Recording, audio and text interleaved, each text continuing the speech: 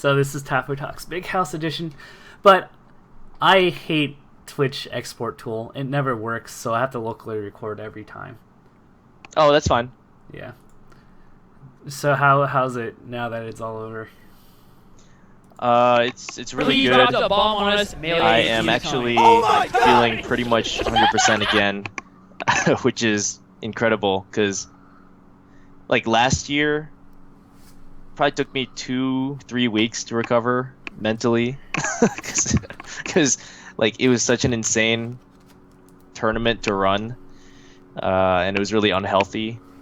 But this year was like way better managed and delegated, just with the human resources aspect. So like I'm already back, dude. I'm already like thinking about other stuff and up and awake and doing stuff at work. Like today was actually I got some stuff done at work, which would not have happened if the tournament had been an insane tournament to run like Big House 4. What was the difference? The difference is we had enough attendees to get to a certain revenue level to outsource many aspects of the tournament, like equipment and production quality stuff like banners, merchandise, those things. Okay. I remember last year you had to make that tragic decision to do best of ones. Did we? I think it was For Project M? No, I think the phase 2 cutoff was top 2 advance instead of top 3. That's the only thing that happened. You're thinking of a local that I did. Oh, where you had to do best of ones. Which we did best of one in the first couple rounds of losers because we didn't have enough setups. Jeez. That was a local. I don't think I would do that at a major unless it was like super dire circumstances. So. Oh yeah, that's another big thing. So even though I could outsource a lot of this equipment stuff, we still can't outsource CRTs. That's like, oh dude, Melee's always gonna suffer from this problem until we get Melee HD. We're not gonna be able to. Money can't buy 64 CRT TVs. Doesn't matter how much you pay. There's nobody that is easy to work with to get that. You can work with a recycling company, but there's certain laws that prevent you from buying the actual CRT TVs. Some copper laws. It's really weird. Wait, really? So we had, yeah, dude. It's so like tragic that there's this one little thing keeping us from working with recycling companies on Smash Vaults. Can't you just steal it? Could, but that would be illegal, I guess.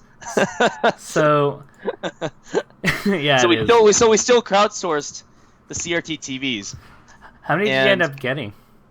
Dude, we got like 120. Jeez.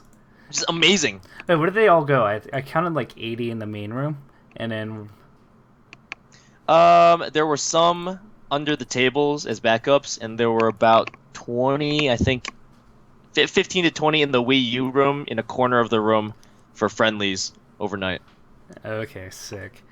So what'd you implement this year? Let's like run it through. You had the compendium. What do you think of that? Yeah, that was really good.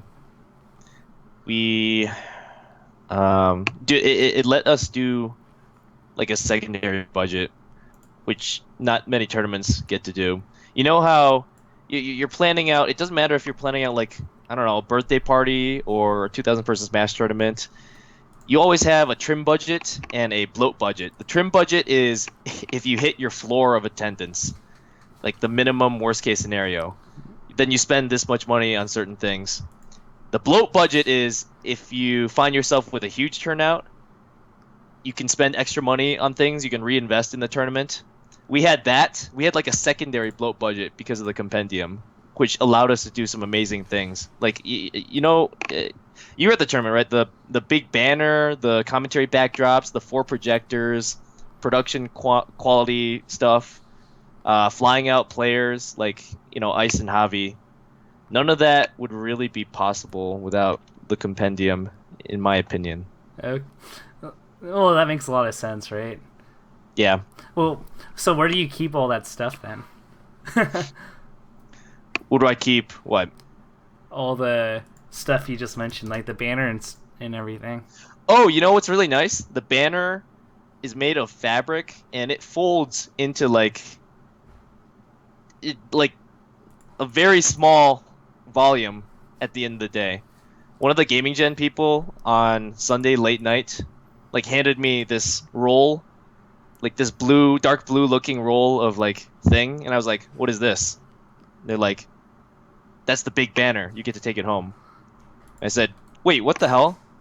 That giant banner folds into something like this this big?" It Yeah. was insane, dude. Like fabric is amazing material to make those banners out of. Never go with vinyl. Always go with fabric. It's gonna be more expensive, but it's totally worth it because it looks better. It doesn't like reflect on the camera, and you can fold it into a tiny volume at the end and bring it home. Dude, what'd you think about Cruise? We'll move on to day one. Dude, it was amazing. Um, we have to give Blur credit for this idea, No. unfortunately. He's, Sorry, I have to, well, then but again, he gets paid a decent sized salary to think of this stuff, right? yeah, because like how boring are day one at majors usually? Most majors, it's pretty boring, right? You just it's Mango versus scrub opponent round one pools, and that's it. But I like watching Armada 8 stalking people. Or two Oh, people, dude, or two scrubs in round one throwing out smash attacks repeatedly and dude. running away. Like Marth and Fox matches lasting 5 minutes for some reason. Oh yeah, that's ironic. When you get to low level enough, all the matches start becoming like 6 minutes average because nobody knows how to kill each other. It's so annoying. It's the old days of Marvel 3. Timeouts used to happen like almost every game because nobody knew Oh, how to kill. oh God. Yeah. Yeah. In first round pools, everybody starts in winners, so it's an extra round you have to play too. Yeah. Did you And combined with the fact that the super low levels don't know how to kill, the first round pools actually might run overtime a lot of days. especially if you have like Peach, like Puff and Luigi. Yeah, exactly. Midwest has all these janky characters. Everybody I money matched this whole weekend were like Peaches and Ice Climbers. Where are your Foxes and Falcos? Dude, And I of don't course, know. your Samuses and Peaches don't want to fight me. So all I had. Dude, I think Duck is scared of fighting you. Wait, really? He knows about your record versus Hugs. 8-1 or 9-1 now because I won. I won Julian Symington $40.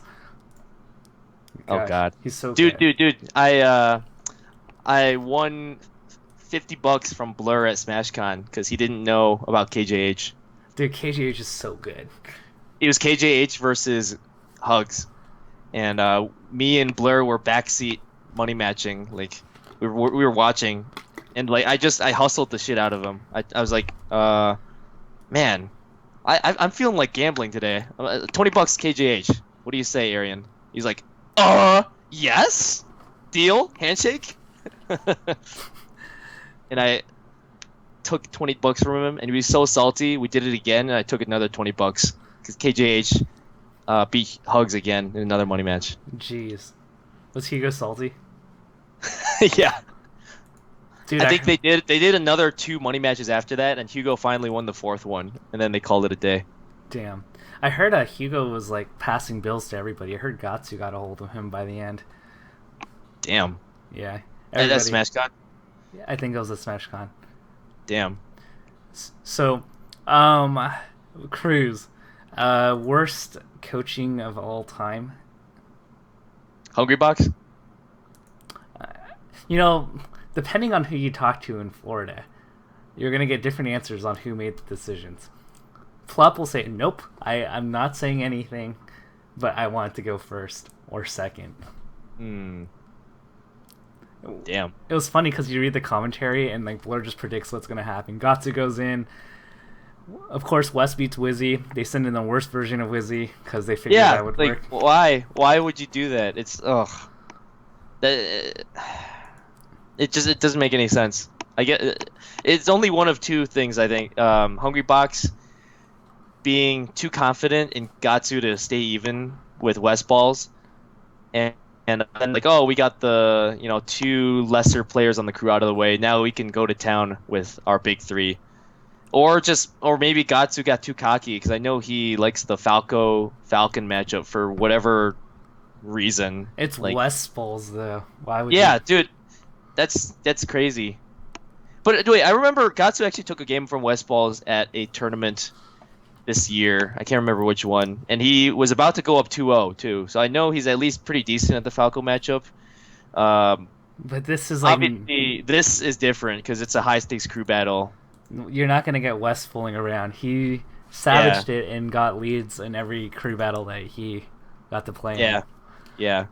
So I don't know what they were thinking with that counter pick. That was really bad. That or Hungry Box going in for Mango. I guess Hungry Box Mango was a little bit more understandable, but then they also had Chew and Duck, so I think that's also not forgivable. Yeah, Chu was the obvious choice in the MLG crew battle because he could have wobbled. He's like the definition of a player who could go even with Mango. Not necessarily outstock Mango, but he would go even with him if he just played up to par with the wobbling. It's like they have a Golem out there, and you have like a water Pokemon, and for some reason you send out a fire type. For some reason, you have something that does 4x damage, but you have to go with the. It makes no sense. Yo, I'm gonna get put on blast, but I did not follow that because I'm a Pokemon scrub. Okay, water does 4 times damage on rock, and fire's weak. You send the thing that's weak to the Pokemon that's in play. Oh, I see. Okay. Yeah. Anyway, any surprises? I mean, I think we were a little devastated that Leffen couldn't make it, although Weedle, for some reason, took 3 stocks off of Norwalk. Yeah, that made for a good storyline at least, because Weedle was like, if we did an analyst desk before the crew battles, everybody would be like, yeah, who's the X factor? It's Weedle, because he could take 0 stocks, he could take 3 or 4 stocks, and that might be the difference in the end, because you kind of know what you're getting with all the other players, but Weedle is like, who's this guy? He depending on his performance, it could it super swung a couple crew battles at least. Yeah, I was surprised because even against the Midwest, he wasn't disastrous. I think he took 2 stocks versus the Midwest, but it was on a counter pick. He got yeah, that's true. He at least took the first stock versus a bait instead of getting dealt more damage. I think he took 3. He took like 2 off of Dark Rain, I think. No, he just took 1 off Dark Rain. Okay. Dark Rain ended it with a actually really pretty good combo. And then Dark Rain got messed up by Professor Pro, unfortunately. Poor Dark Rain. I was waiting, like, we were all hoping in these crew battles. The stage was set for Dark Rain combo 6, but it just didn't happen. Dude, so are you guys going to change the rules? I actually thought about it, because having no bans counterpick is like so... It makes it so Falcon is like almost unusable in crews.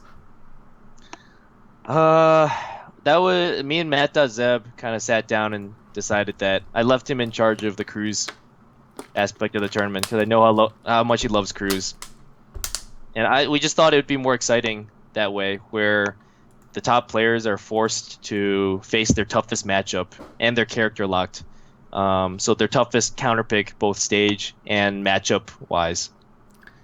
We just thought that'd be really cool because that keeps the crew battles inherently. It keeps it closer on paper, at least it should. Or it can snowball really hard. It can either be like 2 stocks or like 7 stocks, because if you lap your opponent, then... Sure. If you get lapped, then it does snowball. That's what we saw with SoCal versus New England. I think they lost by like 8 stocks. So that's kind of unfortunate. But for like Midwest versus Europe, I think that's an example of the counterpicks might have kept it close and No one lapped each other except Armada versus Duck, but that was expected, and Duck still played really well. How's dude KJH on fire? Yeah, yeah, dude. KJH, I don't want to be that guy because there's always that guy in each region, but he should definitely be on the MIOM rank next year. Like, there's no question in my mind. I think he should be like 60, easily, 50, easily 60? top. I was gonna say easily top 80. I think he's But 50, 60. yeah, dude, if you look at some of his national performances, like the last few nationals, it's definitely like of a top 50, 60 player for Yeah. sure. Some of these names that he's taken down. He beat Plup too. Yeah, he did beat Plup, although that was like baby chic Plup, so Yeah. people might have an asterisk in their minds. You know what about it. I've investigated? So worst placing of all time for me this year, or for this year, 65th for me, and I'm like kind of nervous because I'm like, oh dang, like I might not even make top 100 this year, which is actually pretty possible. But I'm like looking, and the people that have bad performances, just nobody realizes because they're not on stream and they've already lost. So I'm like, okay. Yeah. I look at the results of people throughout the year. Like Gatsu got 65th this time. No one's really. Some people are talking about it, but I'm like, okay. Like the more I think about it, everybody's had like a bad tournament. So my chances of making top 100 are still alive. And everyone has a bad tournament. I still feel like I value somebody's best tournament of the year more than I look at their worst tournament and downgrade them. You know what I mean? So I would consider if somebody has a really high ceiling, that's more valuable in my eyes to ranking them on SSBM rank than what their floor is. So you're saying Keizu's Big House win and his SSBM rank last year wasn't fraudulent? No, it still was fraudulent because he only did well at one tournament last year, and that was the tournament everybody tuned in for right before the voting began. Yeah. Well, to be fair, you know, he beat Hugs later. He beat Wizrobe this year. That's true. That's true. He's taking out names, so I'm not sure if he's like the worst. Yeah. KJH has definitely gone to a whole new level, dude. Like, I can't remember off the top of my head, but there's a long list of SSBM ranked players that he has defeated in the last like 4, 5, 6 months. I can believe it. And he doesn't. He really doesn't have like awful tournaments. I can't think of one like uber bad tournament he's had this year. Unlike Duck, who got like 129th at Super Smash Con. Didn't he lose to like Minty or something? Lost to Minty and Lod. Like, You know, they're two decent players, but Duck should never be losing to them. So somebody of Duck's caliber. You know, No offense to them. Lot has a lot of wins. He's been Bladewise and like two other pretty good people. Guess. Yeah, I guess. But that's a situation where, like, okay, he might win the head-to-head or get close to it, but if you enter Duck and Lod into 100 nationals, Duck's going to outplace Lod like 99 out of 100, you know? Yeah. Let's see. Day one. So it's kind of interesting because I feel that every region does super strong at every tournament. But this time, some people just did ridiculously awful. This year? Or the Big House? So, I mean, who was disappointing to me as a region was the South. South. Yeah, Plup and Kobold didn't make it. They actually both kind of... Especially Kobold, he got like 25th, right? Losing to Mike Hayes. Yeah, he got destroyed. Yeah, and it wasn't even close versus Mike. Drug Fox lost to... Ginger. Dude. That was his second match in pools on day one. I think he was the only... he's the only SSBM ranked player to lose on day one. Yeah. Pretty sure. And then Drug Fox... well, he didn't made it to 17th, but then caught Wizzy along the way. I don't know what happened to Wizzy, man. Yeah, apparently he's like 3-0 versus Swedish Delight. Or he's up. He was up big. And then maybe he just got caught sleeping on Swedish. Swedish turned it around this time. So, like, this, like, begs the question, right? Since, you know, he made the top 25 this year on the summer rankings. You know, we're kind of it was a speculative thing. But, like, at what point do you kind of say, this guy's not as good as we thought? I think that point is maybe around now, because he has had a couple questionable nationals. Like he's a guy that people like a lot of people. Well, I wouldn't say the majority, but a lot of people are saying this guy's better than SUJ. Leffen said he's better than SUJ right now. Hmm. Um, you'll hear a lot of people from the south. Granted, they're gonna root for their homeboy. They're saying, yeah, he's almost had wins against gods. Like he's gonna pan out. And I've looked at his apexes. I've looked at his evos. I've looked at his anything that's a super major. Lost to Keizu at Apex like this year. Lost to Raffle at last year's Apex. Oh shit. Lost to Dark Rain and somebody at this summer's Evo. Granted, he was Evo. sick supposedly, but like, you kind of expect, everybody has their Johns. Some are legit, but I'm kind of wondering at this point, is he really that good? I think he's like got a super amount of talent, but people are putting him too high based on result. Empirical data does not match the perception. Dan, you just went all over the place there. But and so it's tough because like I like him. I think he's really talented, but I don't. I think you look at Nintendo, you look at other people who have done well at these tournaments. Although Nintendo did have a poor Evo, he's had better performances than Wizzy. I think he was honestly probably a little bit more deserving than Wizzy over the summer rankings to get top 20. Oh yeah. Yeah, definitely. Was Nintendo the first snub? Like who's the first snub out of top 25? I think it was Wizzy. Oh, okay, Oh, so okay. it was not Wizzy. It was I think it was Nintendo and maybe Zoo. I don't remember exactly. Hmm. Okay. So it's a tough sell. I don't know what to think of him. I think Nintendo's resume is definitely better than Wizzy's right now. Yeah. And then who else was from South? Plup lost to Shroomed. Lost to Lucky. Yeah. Yep. I mean, they're not bad losses, but it's a far cry from like CEO and Evo Plup. That like he got top 8 at both those tournaments, 4th at Evo.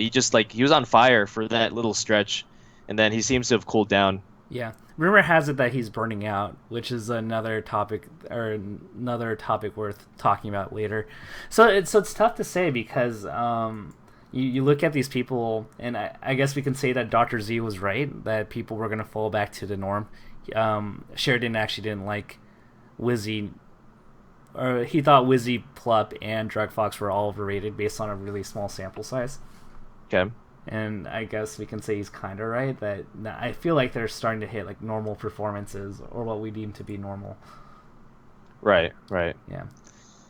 Yeah, I think that's probably true. Like even with Leffen, when he was getting first at 3 straight majors or like 3 straight regionals, Sheridan was saying he's gonna fall back down, to where he belongs, not number one, and he was right about that. Yeah, you can't really keep it up for that many tournaments in a row these days. And it's like really funny. It's so funny how fickle social media is. So if you kind of hold the more neutral stance, then like you get blasted. I remember like 3 weeks ago, I said I think Drug Fox is borderline top 25. I think I put him pretty low on my list, but people are like, "Are you crazy? Like Drug Fox should be like top 10." Or What? Like if you were reading like, because I mean the Leffen and Mango performances were very impressive, but they were like, this guy is top 10 or like top 15. Where did we seed Drug Fox? Let me look here. We seeded him, I believe 20th at Big House, which means you're right about at the 25th level, like SSBM rank right now, because not every SSBM rank player is at Big House. So who is like your big surprises going into like looking at the bracket, not concerning like the top players or like the people that finished like top 12? Anybody impress you? I Esam. think Oh, go ahead. Yeah. Esam and Dark Atma both were pretty impressive. Dark Atma, was like a super good player back. I mean, he's always been super good, but there was a stretch of time between like 2010 and like 2012 where he did not get below 25th at any major. Doesn't matter if it was Evo or Genesis or Apex. He got top 25, often like 17th or even 13th at these majors, and he was always fly under the radar. But then Yeah. if you look at his SSBA wiki page and you like blot out his name and look at his placings, you would think that it's like a top 20, 30 level player. And then you see it's Dark Am, it's like, oh, I didn't expect that. And then in the last year or two, I think he's kind of regressed for whatever reason. Like maybe he's gotten busy with non-smash stuff, and Oh and no. even like was Big House 4 last year. He got 65th, losing to I think Dreffen and Nunn. So like he must have hit the lab really hard. This year has been really good for him. He did amazing at the crew battle, and he had some like his win versus Fly in bracket was like super convincing too. Yeah. Last year he had real life John, so I kind of like I heard what happened. I'm not going to reveal it on stream, so I was like, yeah, that Okay. makes a lot of sense. But like something really bad happened, like, and you got a phone call right before, and that Oh it, shit. it was really bad. So I kind of forgive that, just given the circumstances. I know that I'm usually a no John type of guy, but I think that's a perfectly valid reason for why like he Mhm. underperformed. But you know what I saw from Dark Atma? I saw confidence. Yeah, dude. There's Dark Gamma and KJH both. I feel like when they're playing with confidence, I will take them over even a lot of the top 20, 30 players on a good day. And the difference between confident Atma and not confident Atma is just it's a wider range than for other players, I feel. Yeah, and you know what's crazy? If he didn't throw one of his games against HBox, he could have been up like 2-2, and I forgot, it was like his first counter pick, and he lost. Like he threw that match. I think it was like on FD or Stadium. Goes Yoshi's, wins that game, but then he's forced into this tragic situation of being Hungry Box twice on Dreamland. But I'm wondering if he didn't throw that match, there could have been a epic Game 5 scenario there. Yeah, he's really, really good at that matchup. He's never really bothered with Sheik Puff. He just like has this pocket fox specifically for Puff, and it's pretty damn good. This is not the first time he took a game off HBox too. He's taken another game, I believe at Big House 3 in like second round pools. He lost 2-1 to Hungry Box there. Yeah, I So remember that. he's very, very capable. And then what was it? The thing that's interesting, like big brackets, unfortunate matchups are good matchups, and once again we saw KK with his nightmare of Sheik Dittos. Man, that's I feel like that's unfortunate, but Android doesn't have the chain grabbing experience, right? I actually wait a minute. Let's backtrack. Did they? I don't even know if they chain grabbed or not. I don't know any context behind this. All I see is Android 2 KK0 on Smash GG. I didn't watch. Well, actually, KK took a game. It was last talk game 3, so somebody misrecorded that Oh, because okay. I was watching the whole way. Um, yeah, I played Android. You know, he beat me, but I didn't really find him impressive in the Sheik Ditto. There's a lot of things where I felt he played very scared and he didn't know how to fight NTSC. So there were a lot of times where he was up close to me, had me in a checkmate situation, and then just ran away really scared. And I was like, okay, this is not like a top level player, at least for the Sheik Ditto. And so I was thinking in my head, KK Android, like that should be KK's thing. And for the most part, it was. It was a close game 3. KK mom spaghettied it. Android mom spaghettied it on last stock. But yeah, I just don't know what happened there. A very impressive win to Android. I'm not gonna belittle. Yeah, It's a good yeah. win. Going But into that, I think almost everybody would have bet on KK in that situation. I just didn't think it was. Yeah, I just wasn't really impressed by Android in the Sheik Ditto matchup. So I was very surprised that it was close the whole way. And to be honest, like, you know, they did chain grab each other, so it's not like, but they weren't. They were both playing the matchup very honestly, so they That's weren't. fair. They weren't abusing. Oh, let's dash dance and bait the hell out of each other, and eventually Okay. somebody will get a grab. They were playing the platform game. They're playing the hitbox game, kind of like Dewan. How Dwan Oh, play. okay. They're playing a lot more like that than like the campy let's needle and like wait for somebody to come first. Oh God, I hate when people do that. Sorry, that's like me venting. West Coast cheek right here. Yeah. So that's. Oh, also we got to talk about bait, of course. Oh yeah, we'll talk about a Like bait. the other person I was super impressed by. A bait. Yes. Yeah, we can talk about the Midwest. So we alluded to Atma, a bait. Very good. What do you think? A bait over Axe was shocking to me. I admit I've never seen this matchup before in tournament, so I know nothing about it. But there's obviously a skill gap between Axe and a bait, but he just closed it on this day. In bracket, he's like, yeah, I'm gonna play confident throughout these hitboxes in the right locations, and he just outplayed Axe, dude. He was clean. It was really interesting because Eddie got destroyed by Axe, so maybe Eddie doesn't know the matchup, but at the very base level, Axe can beat good Luigi's. Right. This was like the first time in a long time where I saw that Axe was scared, where he refused to take initiative. He wasn't running around with nairs and like overrunning people because the bait was stuffing his approaches, and he was the one that was taking initiative, and Axe was the one that was being stuck like in awful spots. So I think a bait just dominated him in like every aspect of that match. Did you get to watch it? Yeah, I watched at least game 2 after the Pittsburgh crowd noises indicated to me that I should be watching that set.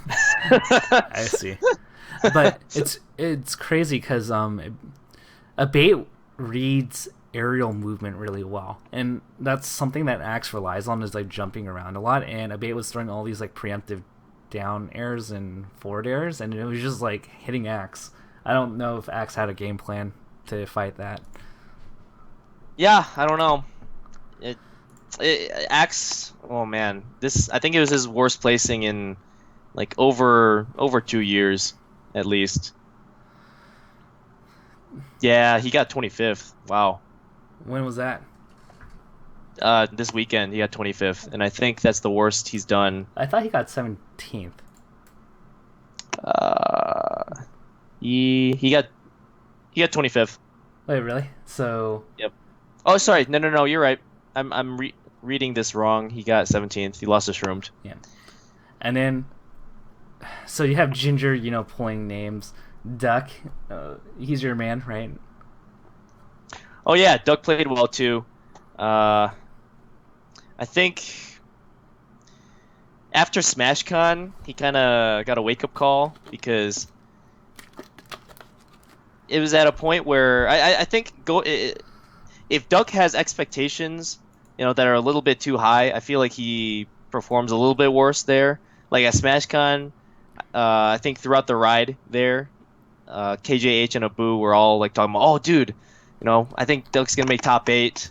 We're gonna have to leave later because of that, and it might have gotten to his head. He, like I said, he lost to like 2 East Coast people he should not lose to, and then for this tournament, I think he was preparing really well. He was going over to KJH's house several times a week and practicing.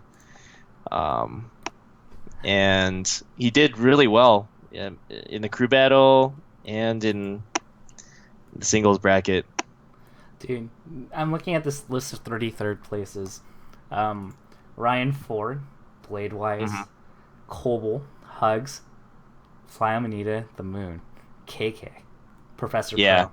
That's insane. These people... Dude, I don't know what's wrong with Fly. He lost to DJ Nintendo. Yeah, didn't get to watch that set. I didn't get to watch either. Speaking of watching and not watching, when are we going to get all the matches? Or what channels are they going to be on? Oh, on the recording setups? Yeah. I don't know what the timeline is, but I think they're going to be on my channel, youtube.com/juggleguy. Damn. There were 4 recorders, and I just have to like add guest uploading permissions to them or get the matches through like Box. We haven't even touched base.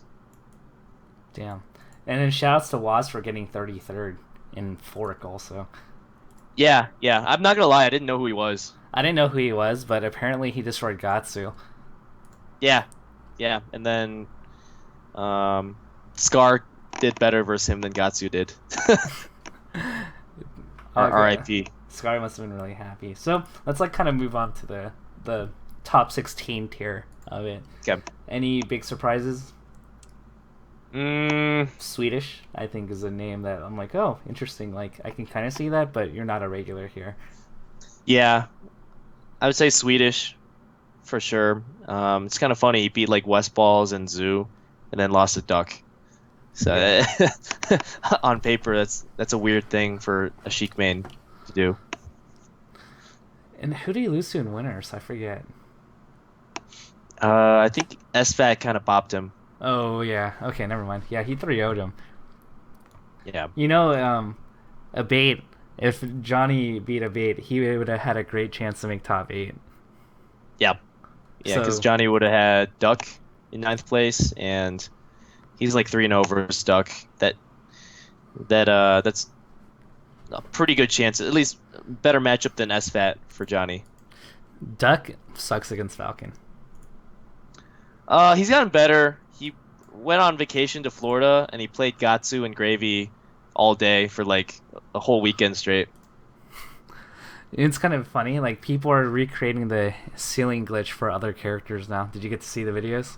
Yeah, dude, I like how this weekend was Invisible Ceiling Glitch Awareness Week. I didn't. I thought Johnny won. Like I turned my head after the stomp, and then I thought he did too, because in my mind, I didn't see the invisible ceiling glitch from where I was sitting. I was sitting at the TO desk across the venue. So I saw him stomp Luigi, and Luigi go down like a little bit. And just looking at the percentages, I knew that in a normal situation, Falcon would win. yeah, But like that was the perfect storm for Luigi to win. He got the invisible ceiling, and then he went like tumbling, like he was kind of frozen in place for a good second, enough for Johnny to like use up his double jump and up B, and then Luigi still had time to like double jump and up B. It's just so crazy, dude. That was like the best ending to any set I've seen this year. Easily. yeah. That definitely tops when Shroom stupidly taunted and almost lost us off. Oh my god. Shroom is so stupid. Did he just forget that rest was a move? Yes. I can't think of it. That's the only conclusion I can think of when I go back and rewatch that set. Just like he's at a certain percent. In his mind, he's like, okay, I'm up like 40%. I win. So I'm just gonna taunt. But he should have remembered that he can still get killed from knockback from a rest. Yeah, I was. It's so stupid. I That's didn't, hilarious though. That I think that was like last year's best. Yeah, maybe. Let's see. North. I'm gonna plug in California. 6 out of the 12 players in the top 12 were California. Yeah, but dude, isn't that like to be expected? I expected that. If you look at the SSBM ranked top 20, how many are from Cali? It's like it's over half. Yeah, but a lot of people will always say, "Oh, it's Cali, it's West Coast." You've seen this, right? West Coast on me. Oh, dude.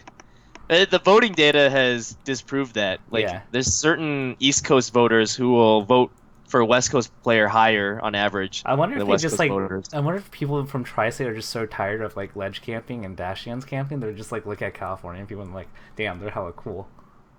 Yeah, I don't know. What was it?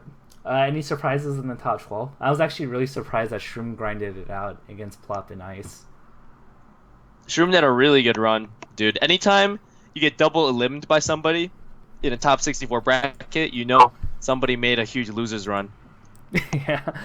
He lost to M2K twice. I felt pretty bad about that, but that's just bracket. Like, what are you gonna do? Yeah. When you lose to an opponent and then they win their next round after that, you'll get put on the same half of the losers bracket. So then, if you go undefeated in losers bracket, you're gonna face them again. Yeah. That's just life of a double limb bracket. So Shroom, master of Except for Evo getting like top 8 or 12 at every national. Not a guy that you would rely on in Cruise. Yeah, dude, he got wrecked in Cruise. I did not see that coming. I did not see that coming. As soon as this kid went in versus KK and got his first wobble, everybody around me, including myself, was like, yeah, let's go back to TOing. This crew battle is over. You played fantasy football, right? I actually did. I have not in the past few years because it's a horrible decision for me in September when I'm planning Big House. Okay, but like, let's say like it's like, oh, you have your quarterback left and you have like your best wide receiver. Like, you're up by 3 points and they have like their defense left and then like their defense somehow ends up winning. Yeah, that's the worst. I think that's like how I felt here. How the hell do you let Kage get 7 stocks and 7 stocks, dude? Even if this kid had taken 1 stock, he would have lost. I think that would have changed the whole game because Shroom would have had an extra stock difference to figure out Kage and like grind him out. Shroom doesn't grind it out. He just goes in, and that's why I know. He lost. Yeah, I watched the analytics desk. I know. He was so terrible. Like, he literally lost his whole crew. Like, I don't know how much money it was. They weren't gonna get through Europe, but $250 difference, I think, per person. At least, right? Because they get 250 just for. Yeah, Shroom costed their whole crew money. So if you're NorCal, you guys should all be giving him the death stare. No, PPU cost them money. Oh yeah. Because that's the big difference. Anyway, Shroom did well. I didn't expect that. I'm kind of mad because I had Shroom on my fantasy team at Evo, and that's the one tournament that he got like below 13th. I don't think he's ever gotten below 13th at like any other tournament, at least in 2014 and 2015. I'm so mad. That lost me the fantasy draft at Evo. That's so funny. God damn it.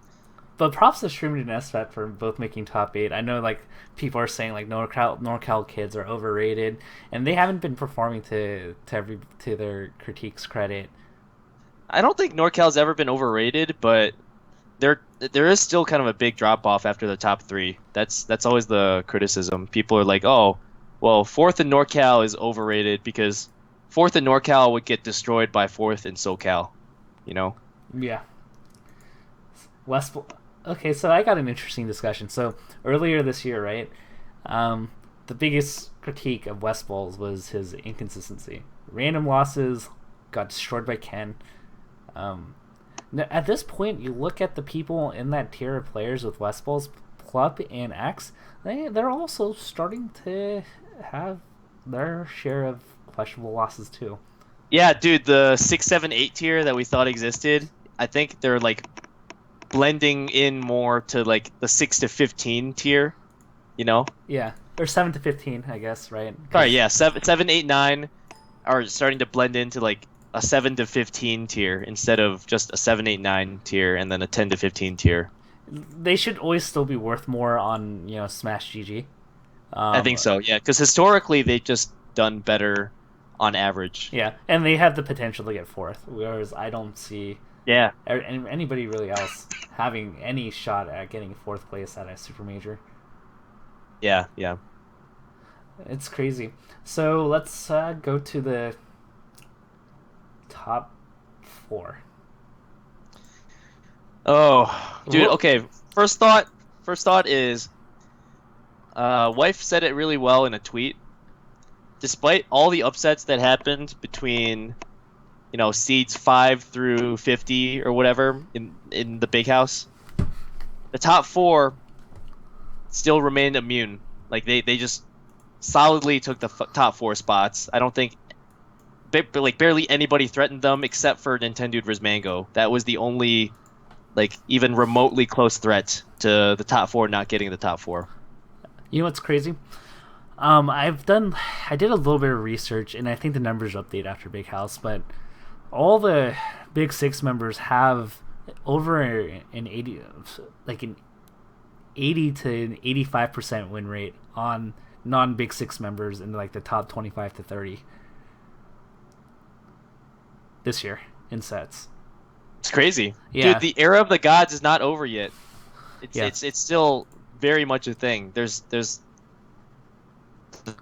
top 6 and And you broke in and out. Did you disconnect? no, can you hear me? Okay, now I can hear you. Yeah, I was just saying the era of the gods is not over. There's still a big gap between top 6 and non-top 6. Even though the gap has I feel like some people are saying the gap has gone from like, this big to this big, but I think it's more like it's gone from this big to like it's still noticeable. Still a gap, sure. What partly may be. So Plup has been Hungrybox like 5 times this year. I think he's like 5-12, something along those lines.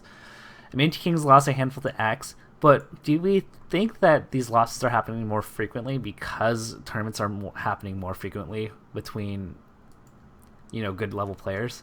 Because back in 2012, all we had was like Apex and maybe one other tournament, and whoever your top 15 level players were in your region.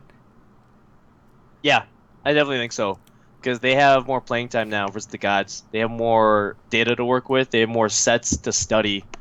So if somebody, like for example a Drug Fox who has a lot of talent, can just go back to the lab and study his set versus Mango at Evo, for example, then come back strong and beat him at HTC Throwdown, that's something that you could never do in 2012, because you could face Mango at like Apex 2012 and never be matched up versus him at another tournament that whole year, which must be frustrating for some of these 10 to 30 rank level players. But now you can do it. Yeah, and they also play more often too. So I feel like if you extrapolate, because Hungrybox lost to KK, like there's been losses before, right?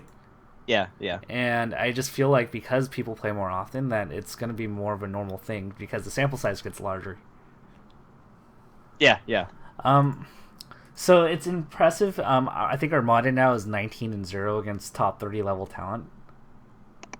Yeah, dude, he still has that streak, dude. It's so impressive. Hasn't lost to a non-god. Well, minus Leffen since Pound 4, right? Like in him actually playing his mains and not BS like Young leaking. Yeah, no, that I don't count the Foundry. Yeah. If we counted the Foundry, Shroomed would not be on SSBM rank 2015. I mean, like there's Heir to the Throne where he lost to Triphasia going secondaries, but I still don't count right. Okay. Oh, I forgot about that, because he still won the tournament, right? Yeah. But like Westfall's beat Mango like 3 times this year, I believe. Mango, or maybe 4 times. King Axe has been King like a good handful of times. Plup, Kobel, and Wizzy and Gatsu have defeated Hungrybox this year. Like, they've. I mean, that's why I don't really care about local wins anymore, because you play your practice partner all the time. You play like every week. It's eventually gonna happen. Yeah. And so it's kind of funny because like people like bash on Mango for his like inconsistency against the top, like 30, but like I think Hungrybox and maybe King not so much now, but they've all had like a lot of losses this year. Leffen too. People forget about Leffen's losses, which is it's actually pretty crazy. I think Mango has way more losses versus non-Big Six than King does. There's a case for King to be like above Mango if you just look at this year. There is a case. I don't think. Nope. King. King has a losing record against every one of the Big Six members. He's a collective 6-14. He's 6-14 against the gods. He does way worse versus the gods, but I think people are blowing his record versus non-gods a little bit out of proportion. I hear all the time that what does he want? He is the definitive 6th, out of 6, but I don't know if that's the case anymore. He hasn't won anything. That's why he doesn't do relatively well versus the gods compared to Mango. Mango's like 48%. King is 30%. Yeah. And he farmed Leffen for a while. That's the only reason why. Mhm. You That's take true. out Leffen out of this picture. Although Leffen's wins are those are still good. I'm not going to discount them. He's a collective 2-9 against Mango, Hungrybox, Armada, and PP. Ouch. Um, Hasn't although played PP this year, right? once. Let me find the set. In 2015? I believe so. Let me. No, okay, they haven't played much. Okay, 6-13. Alright, I looked at the wrong data. 6-13 still pretty bad. Yeah. It was, dude. It looked like Evo again. It was a very similar bracket to Evo for like top 8 and gods related matchups. Yeah, you wanted to see Mango versus Armada. I jinxed it, dude. I jinxed it. I'm sorry. I should not. Every time I predict Mango to be in grand finals, he isn't. And every time I sleep on him, he makes it to grand finals. What do they call that curse?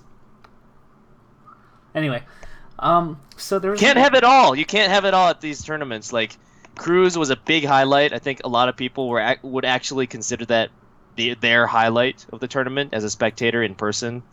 Doubles was decent, and top 64 and the top 8 portion of the tournament was very, very exciting in my opinion. That's where like SJ Bait happened. The top 8 was more intense. It was more of like in a football analogy, it was like a defensive showdown with like good plays in the trenches rather than like a shootout with the quarterbacks throwing for like 5 TDs each. So we've had other games where the meta kind of shifted, and some games never recovered from negative meta shifts. I believe StarCraft could be StarCraft 2. There were certain points where it just became unwatchable. Melee, top 8. It dropped in viewers over time. It did. I think that's one of the first times we've seen that ever happen. It did. That's what happens when Mango goes out in 4th, and then Mutant King follows him right out the door in 3rd. But that didn't happen at Evo, where... Yeah, I don't know. So, I don't know why. So what do we think? So I'm going to lay out the conditions here.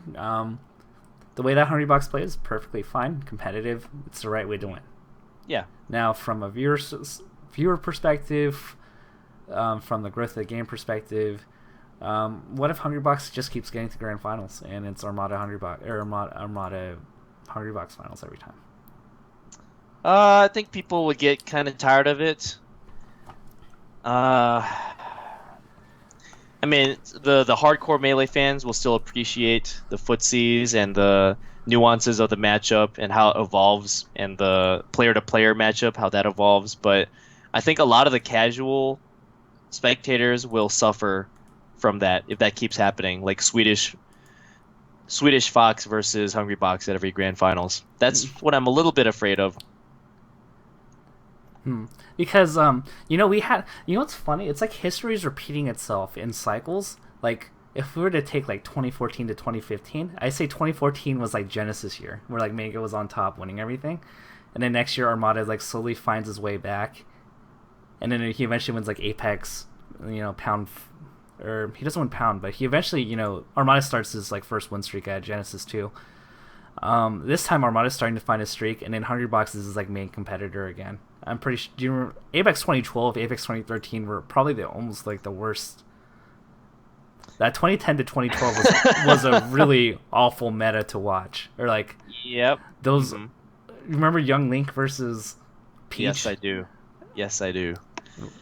So it's not the first time we've seen this happen, but this is also the first time we've seen this with a larger audience. Where I feel at Apex 2012, it was like a fairly insular community.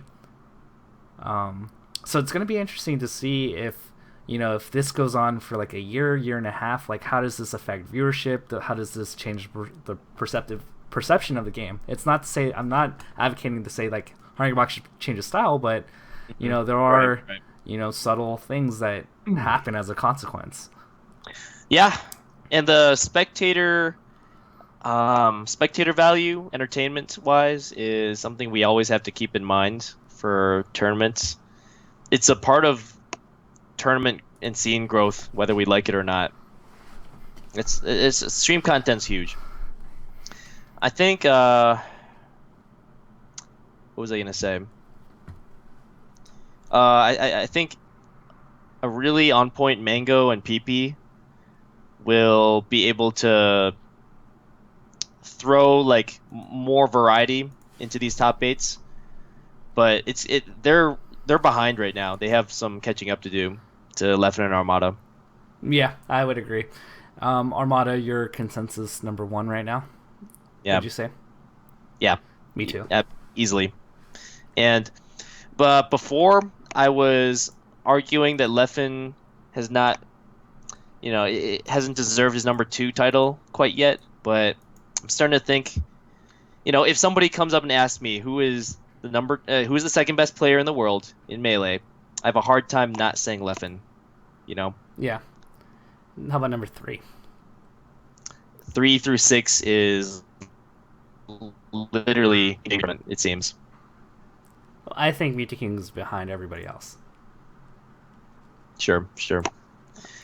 Debatably PP could be in his tier just because they haven't played in such a long time. I just don't know. Yeah, like his data is just not there, so I definitely can't put him at 3 just because of that.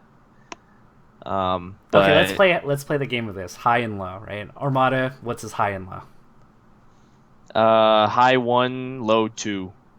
Even then, I really have a hard time seeing low of 2 right now. I know. Yeah, it's like he's number 1 right now. I think if we did an SSBM rank, you'd get a perfect 10. Or like whatever. Anybody who doesn't give him a 10 would be like, yeah. There's not much of an argument. And then Leffen high and low. I think maybe. I have a really hard time seeing it though because Armada's won like every. He dropped a bomb on us. Melee HD is coming. Oh my god! All right. Thank God you, damn it! Thank you, What? Dark Disciple. What the hell did I just hear? Well, somebody Wow. made a subscription for 27 months. Thank you, D Disciple, for continuing your 27-month streak. Yeah, you're on the Tafo Talk show. You're not on Melee. Well, technically you're on Melee on Me, but you're not on the podcast. I'm about to quit. Good night, everybody. All right, so Leffen high, low. What's his high? 2? I don't think you can argue less than 2 at this point. Maybe 3. I don't know if you want to play the Hungrybox route, but Hungrybox hasn't won anything, so I think his high and low is like 2. I think he's like the safest position at number 2 this year. Man, I guess I would say high 2, low 3. Behind AsiaBox? I'm just saying, at some point, yeah, maybe behind HBox. This is like 2015 Reddit noob status evaluation. So okay, so some people may say Hungrybox too. I don't. Maybe if you just look at 2015 in a vacuum, yes, maybe. I still don't see it. Because you can't forget Leffen had those questionable losses in the spring to like Hugs, SFAT. He lost to Axe. They were all pretty bad losses. Hungrybox has also lost to Professor Pro. You're right. And yeah. He's lost Pew to Pew Pew. and Lucky. Plup multiple times. Yeah. Wizzy. You're right. Kobold. Yeah. Okay. Fair enough. And then Hungrybox, here's an interesting one. I think his high is 3. I think his low is 4. Maybe 5 if you want to put PP in the equation for Apex, but don't see it. Mango, you can debatably argue him ahead of Hungrybox. He still has... His win rates are actually really similar to Hungrybox. I guess if you look at the whole year, you can argue Mango over Hungrybox, because Mango's won 3 decent events, whereas Hungrybox has only won Paragon. Yeah. And I'm not even sure if you count Gommel, where you just have to beat Hacks. No. Yeah, so Mango has more wins. they have roughly the same record against people below them, and Mutual opponents, right? and they have roughly the same record in the round robin of Big Six members. Mango's 11-12, Hungrybox is 12-14. Okay. Yeah, and so I would still put Mango slightly above just because he entered 2015 at a baseline that was above HBox, and that's what the scrubs who put who ranked 2015 only don't understand. Yeah. So yeah, I mean, it's kind of what you value more. Mango has 3 wins. HBox has like 1 win. But HBox has also gone a lot of second and third places. So it's kind of what you value more. Yep. PP, I don't know. I could put him anywhere from... Wow. That is so tough. High 6? 3rd to 6? I don't know. Yeah, I would say high 3, low 6 for sure. Okay. And then Muti King, I mean, I guess you could see some... Actually, I can't. I mean, Reddit Noobs, I think, could say as high as 4. Right. Low Like 6. super duper reaching high is 4, low is 6. I think Yeah. that's a fair assessment. That's what I would say. And it's interesting that I think, once again, they are a lot better than everybody else. What do you think about the whole fatigue thing? I feel like at this tournament, it's Plup's turn to... He looked like garbage. I think the landscape is changing now, and we're not going to see very many tournaments where like almost all the top 20 are in attendance anymore. I don't think that's going to be a thing moving forward, except like maybe Evo. I don't know. It just, at the rate things are going, there's always an esports event popping up 1 month in advance on like 1 month's notice, and with so much prize money on the line, it's going to draw away a lot of top players from the grassroots events. Yeah. So unless there's a perfect storm where you have a month before, like at least a month or 2 before a giant event, it's going to be hard to get all the top players together moving forward. People are going to start skipping. You can't you can't fly out and perform every 2 weeks. That's just too much melee at some point. And the travel exhaustion, man. Yeah. I can't imagine, like, that's what makes Leffen's performance actually so much more impressive. It's because he's done this from Sweden. If you look at the top 2015 tournaments, he's been to like almost all of them. He's been to way more of them than even the top American players. And he's flying from Sweden every time. It's crazy. He doesn't stay for 2 tournaments at once very often. He did it like once this year, I think, and that's it. Every other time is solo trips. It's tough, and like he goes home, and I think he has to travel some like ridiculous amount to even get to play Beat, the Marth player. Yeah, he doesn't even get practice. It's impressive considering the conditions that he has to go through. Yeah. It's like that kid that has to like walk through like a mountain and like enter like a martial arts tournament, and he looks like dirt poor and right. sweaty. Yeah. I also think. It's just really unfortunate. There's definitely some oversaturation with these tournaments. I'm sure Paragon, suffered from packs being announced literally a week in advance.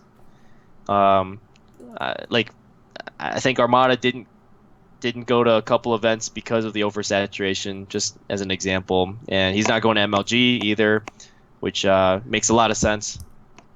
There's just too many events right now, which is crazy because originally when I started hosting Big House, I chose October, and one of the reasons is because it was like a dead time in Melee. There was never anything in September, October, or November. So I was like, yeah, this is a good time to do it. It's a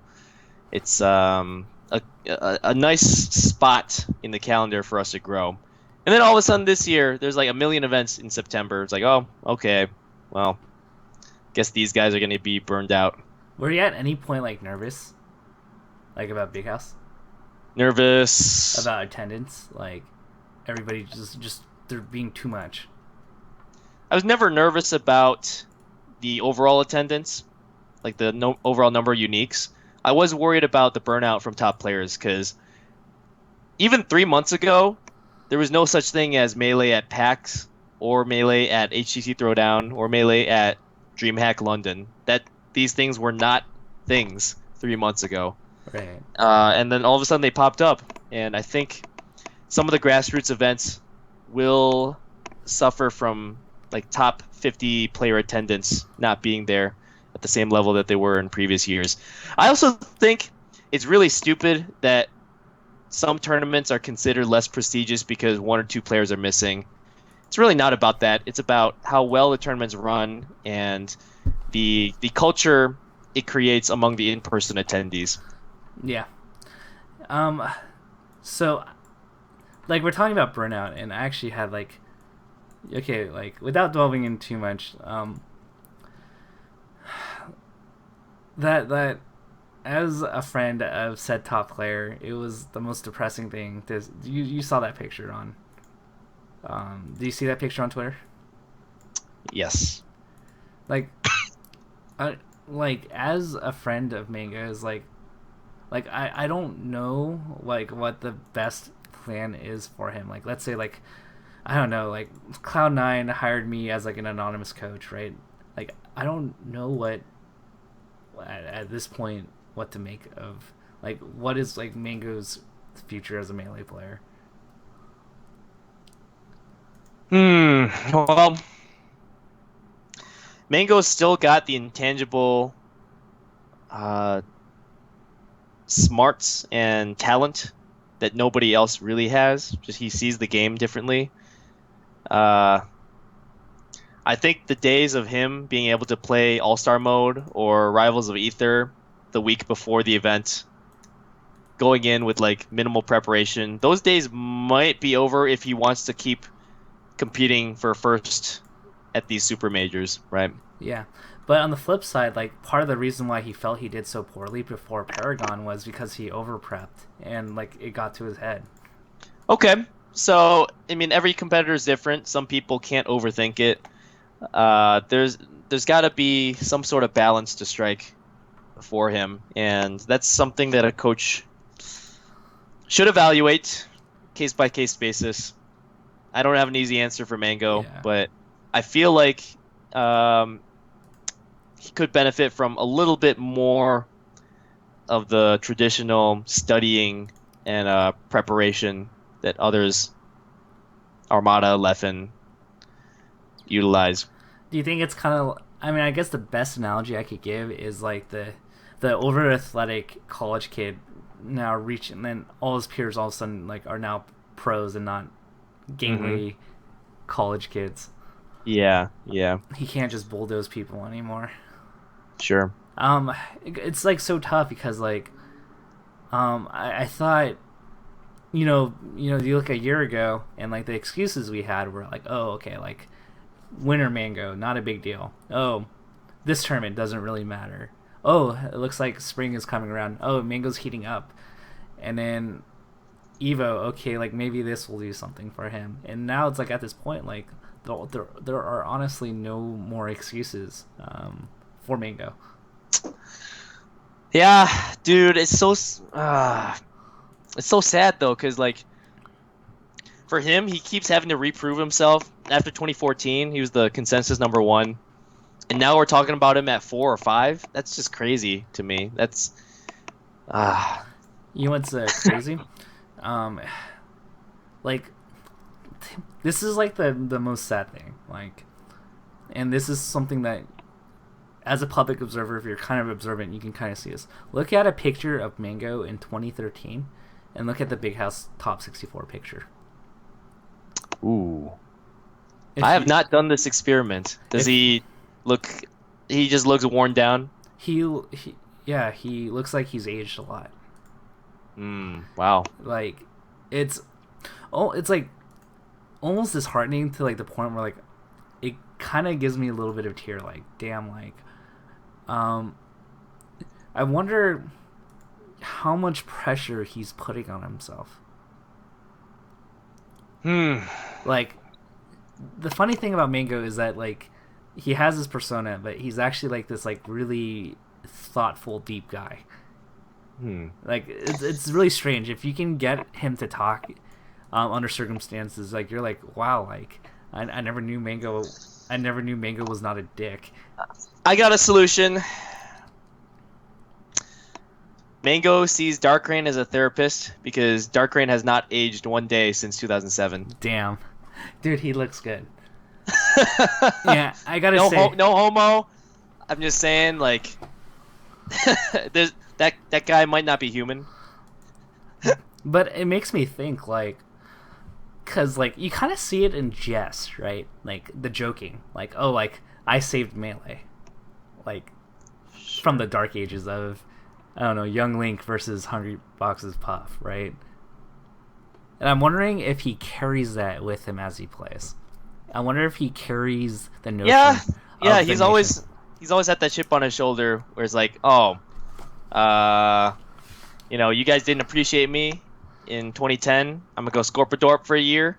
You'll see what you lost without me, and then I'll come back stronger and save Melee from the tyranny of these floaties and this unentertaining gameplay, right? But it's also like now he streams, right? And I would say that's like probably one of the biggest changes in his lifestyle in like the past like year-ish. I think Big House 4 last year was actually when he started to hit it really big in streaming after he won All-Star Mode and he won Big House. Yeah, he's a really good streamer too. I just really hope he keeps going to tournaments, even if it's maybe a little less frequent. If you look at the top, okay, this is really interesting. Look at the top like 20 biggest Melee tournaments of all time. I'm pretty sure Mango's been to like 19 of the 20, something crazy like that. Just compare that to someone like PP who's been to less than half. Yeah, that's that'll tell you something. Yeah, it's so I don't know, because like Mango's a private guy and he like, and for him to be like on the face and like interacting, for me myself, like after like I stream for a few hours or I overdose on social media, you see how like angry I get and you see how it affects me, right? It's hard. You gotta stop responding to people on Twitter and Reddit. I see you all the time. I'm like, okay, random person calls out Tafo on Twitter. I mean, in my mind, I'm thinking, Daniel, please don't respond to this. And I click on the Twitter thread, and you responded to it. And while you are right, you are 100% right, like literally all the time. I'm like, I think Daniel still lost the battle here because now like 50 other scrubs are gonna see that he responded, and that's he's now unlocked access to himself on social media for people to call him out and get a response. Yeah, you're right. But like, you know what I'm getting at though, like being like nobody can stay on social media like for that long or interact. Oh with yeah, chats. dude. You know what I think might benefit Mango, even though this would really put a hit on money is no social media for 3 months. Just try to do other stuff. And the TOs who really want him at tournaments are gonna find a way to contact him anyway. Shouts to people. And I'm not saying like go hibernate for 3 months, in a hole. I'm just saying no Facebook, no Twitter, no streaming. Or maybe he enjoys streaming. I don't know. It's whatever is a healthy lifestyle for him that puts the weight of expectations off his shoulders. Yeah. Because like, I'm sure he reads Twitter after he loses, and he's on his phone. Yeah. Oh, it cannot be fun. Yeah. Reading those comments, I can't imagine how he resists replying to these people. You know what? Like, it's crazy because like the amount of expectations you walk around with Mango at a venue, and I'm not Johnning for Mango. Like, he deserved to lose. Everybody who beat him outplayed him. You walk around with Mango at a venue, and you get people saying you better win or else. Like that's like the implication. Like that's what he gets for walking. Like when you walk around with him on the venue, it's like, don't let us down, Mango. You better win, Mango. Do it for you. Oh man, like that's all. That's like a large portion of his conversations. Like, and this is me just observing. This is what I just realized. Like in the last few years, with Twitch and Facebook and Twitter becoming such a huge part of the Smash community, the weight of expectations from social media has like doubled, tripled. It's grown exponentially. And just the pro sports analogy, like I don't know, when Alex Rodriguez goes to New York from Texas, he all of a sudden has to deal with a whole different beast out of the game. It's not just in the game. His entire lifestyle has to be molded around something that is healthy and beneficial for him. I'm reading a book where it describes Rich Rod at Michigan. You look at a picture of Rich Rod when he got there and when he left. Half of his hairs have turned white. It's just he's a totally different person. There's a certain when you have so much pressure on you, even though it's just supposedly random social media people, whatever you want to call it, that adds up. And depending on the person, they can either tune that out or they can't. And most people can't. You know what was surprising to me? I thought Leffen could be the villain, right? And I learned he can. Even he gets affected by social media. Of course he does. Yeah, I was like surprised. I was like, man, Leffen, like you're the villain here. You're the guy that everybody hates, and you're gonna embrace it, and like you're gonna play that role.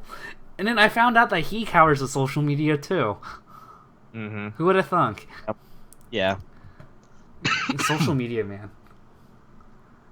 But crazy. It's crazy. Any other thoughts? Because I know that it's like past midnight for you. Yeah. Any other topics you want to talk about before I you going to Genesis? Call it a night. Going to Genesis? Yeah. I'm absolutely going. 100%. Damn. Okay, cool. Well, that's pretty much it. There's a bunch of tournaments you can sign up. No pressure on which one you go to. I would say go to Genesis, actually. But everything else, that's your freedom stream. Sign up for anything you want, and they're probably all going to be comparable. Anywhere from 2 to 3 gods, decent amount of top 15 level players, and a bunch of the local scene. And I know the TOs at Genesis are going to kill it. I've been to not the previous Genesises, but the next episode, even the Rule 6 Regional, a couple of these smaller scale events, but what I see is excellent leadership and organization ability from the guys. NorCal, the one thing that's like brilliant about NorCal is they know how to get people excited for stuff. Mm-hmm. Like, you just watch that trailer of Genesis and like a little number floating, and like you can get like 700 people to sign up in like a week. Yeah, marketing is a non-trivial thing these days. It is, but anyway, people can create all sorts of images. Like a piece of an attendee's mind, the brand is so much more valuable than a generic trailer or promotional campaign. But that's pretty much it. I don't have anything else that I can think of. All right, a couple questions I need to answer to people because everyone's been spamming me, and I haven't had time to make a Juggle blog post or anything. I'm collecting payout information, putting that all in a Google Doc. I'm gonna send out a mass email to the attendees who place in the money. Compendium stuff. I keep getting asked this. Smash GG is gonna ship out compendium merchandise to people's homes. I don't know what the timeline is on that, but it's definitely something that's shipped. It wasn't anything that was at Big House itself. And